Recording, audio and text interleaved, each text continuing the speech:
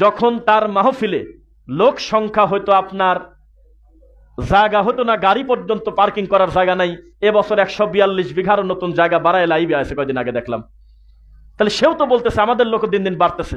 তো মনে রাখবেন, আকীদার যুদ্ধ ততদিন চলবে পৃথিবী যতদিন থাকবে। ওইভাবে ঐক্য করতে পারবেন না আপনি। এইরকম ঐক্য যদি সবাই হয়ে যান, তাহলে এই ঐক্য শরীয়তের আরো বেশি ক্ষতি করবে। যে মাজার পূজারী আর হলো আল্লাহর ইবাদতকারী এক হলো, এটা হবে না, কোনোদিন হবে না। জীবনে আমি আমার তাওহীদ আমি শিরকের সাথে মিশতে দেব না, জীবনে আমার সুন্নাহ আমি বেদাতের সাথে মিশতে দেব না।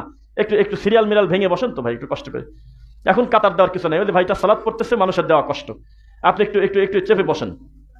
আমাদের এই বসা লোকজন যখন আমরা দাঁড়িয়ে যাব তখন জায়গা বাড়বে, এজন্য সিরিয়াল বাদ দিয়ে একটু এলোমেলো বসবেন ইনশাল্লাহ। যে কথা বলতেছিলাম, কোন দিন মুহাম্মদ সাল্লাল্লাহু আলাইহি ওয়াসাল্লামকে বলছিলেন যে এক কাজ করেন, হালুম্মা ফালনাবুদ মা তাবুদ ওয়া তাবুদ মা নাবুদ। হে মুহাম্মদ, আসেন আমরা আমাদের আল্লাহকে মিলায়ে ফেলি, ভগবান আর আল্লাহকে একসঙ্গে হাতে হাত মিলায়ে দেই। কিছুদিন আপনি আমাদের সঙ্গে ইবাদত করেন, কিছুদিন আমরা আপনার সাথে ইবাদত করি, তাহলে আল্লাহকে নিয়ে আর আমাদের ঝামেলা থাকলো না, আমরা সব ভাই ভাই। নবী মেনে নিছিল? আজকের দিনে মানা চলতেছে, কিন্তু রাসূল মানে নাই। ডাইরেক্ট তিনি ধমক দিয়ে বললেন, ইয়া আইয়ুহাল কাফিরুন, হে কাফেরের বাচ্চা, কাফের সম্প্রদায়, লা আ'বুদু মা তা'বুদুন, আমি তো তার ইবাদতই করি না, তোমরা যার করো। রবই তো আলাদা, আমি মেলবো কিভাবে?